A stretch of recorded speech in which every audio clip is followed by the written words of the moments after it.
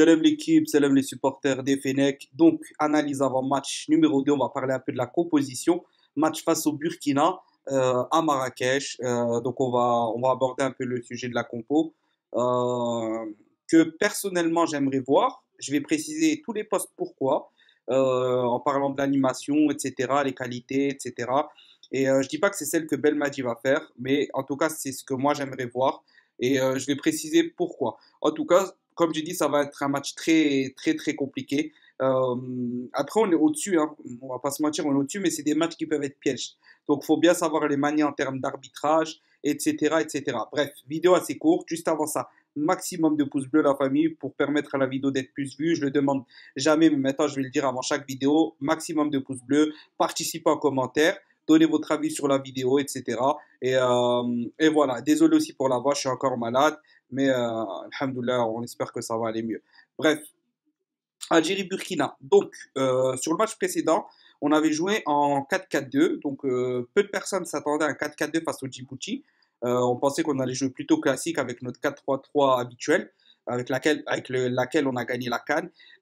Et je pense que c'est ce que Belmadi va reconstruire. Je pense que le 4-4-2, c'était pour plusieurs raisons. Au Djibouti, il n'y a pas trop de risques, hein. On sait que normalement, on gagne ce match même avec une équipe B, tout en les respectant. Ce qui fait que je pense que le 4-4-2, c'est un schéma tactique que Belmadi aime travailler et travaille de plus en plus pour se donner des possibilités, je pense, en fin de match dans des grosses compétitions, notamment à la CAN. Euh, c'est donc ce qu'il a voulu tester. Il s'est dit, ça serait bien de commencer comme ça. Il sait que Slimani, il en a déjà parlé. Très utile dans un 4-4-2. Bref, il avait joué comme ça pour ces raisons-là, principalement, je pense. Juste avant ça, pour ceux qui n'ont pas vu la vidéo d'analyse avant numéro 1, où on parle un peu du côté psychologique qu'il va y avoir entre les deux équipes, etc. On débriefe vite fait l'avant-match. Il y a beaucoup de commentaires, donc vous pouvez participer. La vidéo, je la mettrai en fin de celle-ci. Vous pouvez la voir si vous l'avez pas vue. Bref. Donc j'ai dit, je pense que Belmadi va repartir sur un 4-3-3 classique. Alors le 4-3-3 classique, l'équipe type serait en temps normal Bolhi dans les cages, Ben Sebaini, Ben Lamri, Manji, Zefan, de ce qu'on pourrait penser. Je pense que Zefan Halaimia, il va faire jouer Halaimia, je pense, sur ce match-là, pour plusieurs raisons, parce que Zefan est très bon défensivement. D'ailleurs, je ferai une vidéo sur Zefan, parce qu'il y a quand même pas mal de critiques qui sont injustifiées selon moi, mais j'en parlerai dans une autre vidéo. Personnellement, je verrais plus Halaimia, parce qu'il a toujours donné aussi bonne prestation comme Zefan, sauf qu'il apporte plus offensivement. On sait que Mahrez, sur ces matchs-là, il va être très muselé. Donc, libérer l'espace dans la profondeur pour permettre à Mahrez de rentrer à l'intérieur dans l'axe, je pense que Halaimia est plus adapté. Ben Lamri, sur ce match-là, je ne le mettrai pas. Ben Lamri est en baisse de niveau. Il a pris un carton jaune, certes, qui n'était pas justifié, mais il l'a pris quand même. On sait que ça peut coûter très très cher par la suite. Alors, je vous avoue que je ne connais pas trop le système des cartons. Mais il va falloir surveiller ça. Je me renseignerai sur ça. Si quelqu'un le sait, dites-moi en commentaire. Alors, je ne sais pas si après la troisième journée, on remet les cartons jaunes à zéro. S'il y a deux cartons jaunes avant les trois premières journées, donc la moitié du temps, est-ce que la personne est privée d'un match, du premier match de la deuxième partie avant, ou est-ce que ça serait pendant les barrages qui serait privé? Il va falloir faire très, très, très attention à ça. Ou est-ce que ça n'a aucune conséquence? Mais je pense pas. Je crois que ça a une conséquence.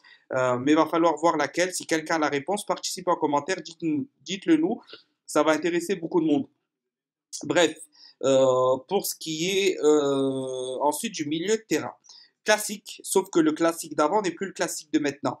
Aujourd'hui, en sentinelle, Guedjura n'est plus là. J'avais fait une vidéo sur sa fin de match, sur son match face à la Tunisie, où il s'est pris un carton rouge. J'ai fait une vidéo dessus, le carton rouge de la fin, c'est-à-dire de la fin de l'ère de Guedjura en sentinelle. Il a été très utile. On le remercie, mais maintenant, il faut tourner la page de ça. Il était déjà très limité. Il a compensé à la CAN de différentes manières. Il l'a très bien fait. On le remercie. Il faut passer à autre chose. Zerouki est en train de s'installer très confortablement dans l'échiquier de Belmati. Ça fait aucun doute. Il est en train de monter en puissance. Alors, il a des défauts. Moi, j'ai fait des vidéos sur Zerouki plusieurs fois, notamment la dernière que vous pouvez aller voir dans les dernières vidéos sur les matchs d'analyse après match face à la Tunisie, où j'ai bien parlé de Zerouki, de Belkebla, le milieu, ce qu'ils pouvaient apporter chacun, etc., leurs qualités, leurs défauts. Zerouki, offensivement, il peut apporter dans la surface parce qu'il se projette vite. Mais il n'arrive pas à faire des passes, à casser les lignes et jouer verticalement. Mais par contre, défensivement, il est bon. Il est rugueux.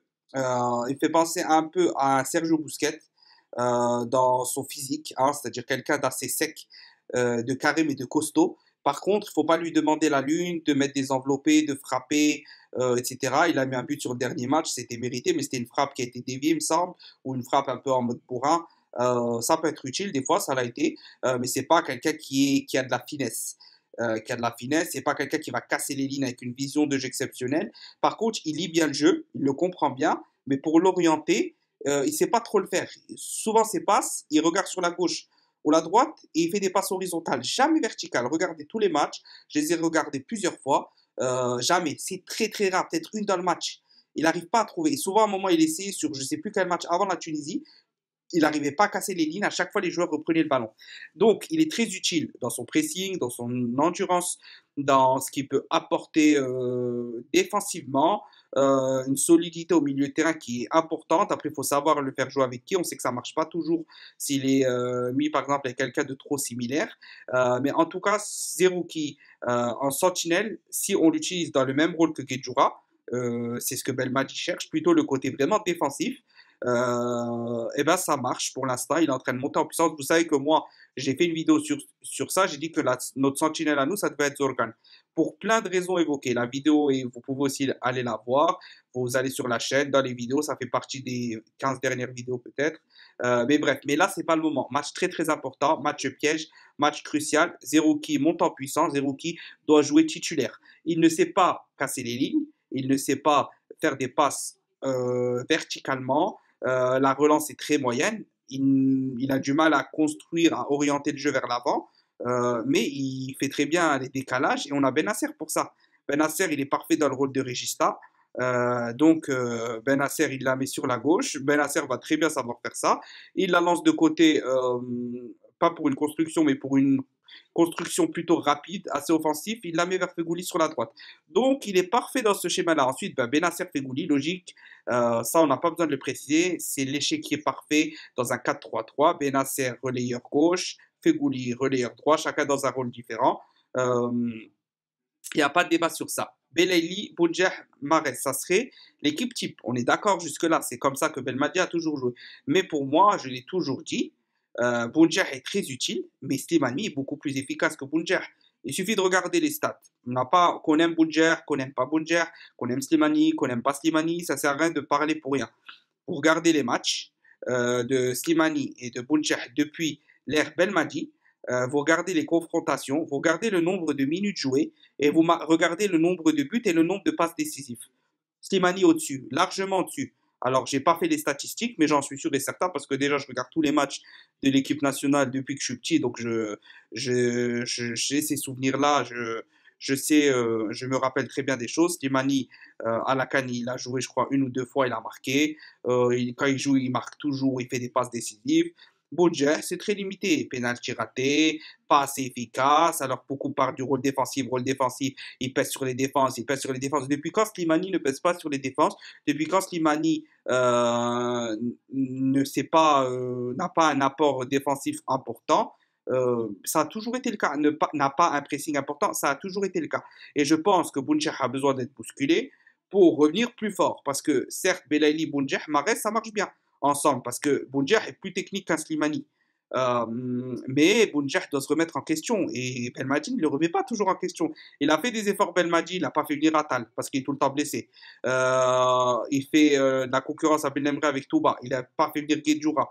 Plein de choses qui sont intéressantes, mais maintenant c'est l'heure, je pense, de traiter le cas Boudjah. Slimani mérite, il a mis un quadruplé sur le match, premier joueur africain à faire en phase de qualif de Coupe du Monde. Si tu ne le fais pas jouer, c'est qu'il y a un problème. Après, s'il fait jouer Boudjah, ça ne me choquerait pas. Parce qu'on reste dans le collectif, on reste dans la physionomie de la rencontre, un peu de l'aspect psychologique, etc. Donc ça, c'est le coach qui sait mieux que nous ces choses-là. Nous, on ne les connaît pas. Là, on parle purement statistique, ce qu'on a vu des derniers matchs, des dernières rencontres, ce qui a été correct, moins correct, ce qui a joué, pas joué, etc.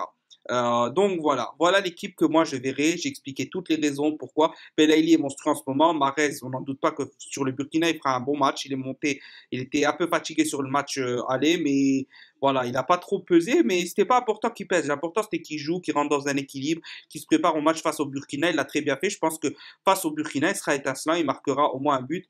On espère en tout cas. Donc voilà, le gros débat, je sais que ça va se jouer où? Je pense que ça va se jouer sur le schéma tactique. Alors dites-moi à votre avis, est-ce qu'on part sur un 4-3-3? Je parle de ce que vous me dites toujours ce que vous aimeriez et ce que vous pensez que Belmadi va faire. Moi, là, ce que j'ai mis, c'est pas forcément ce que Belmadi va faire. Belmadi a de fortes chances qu'il mette Stéphane pour assurer le côté défensif à droite.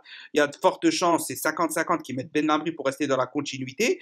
Il y a de fortes chances qu'il peut aussi jouer en 4-4-2 ou en 4-2-3-1. Mais je pense que le milieu, par contre, sera celui-là sur le début de la rencontre. Et il y a de fortes chances qu'ils mettent Bounjer à 70% et pas Slimani.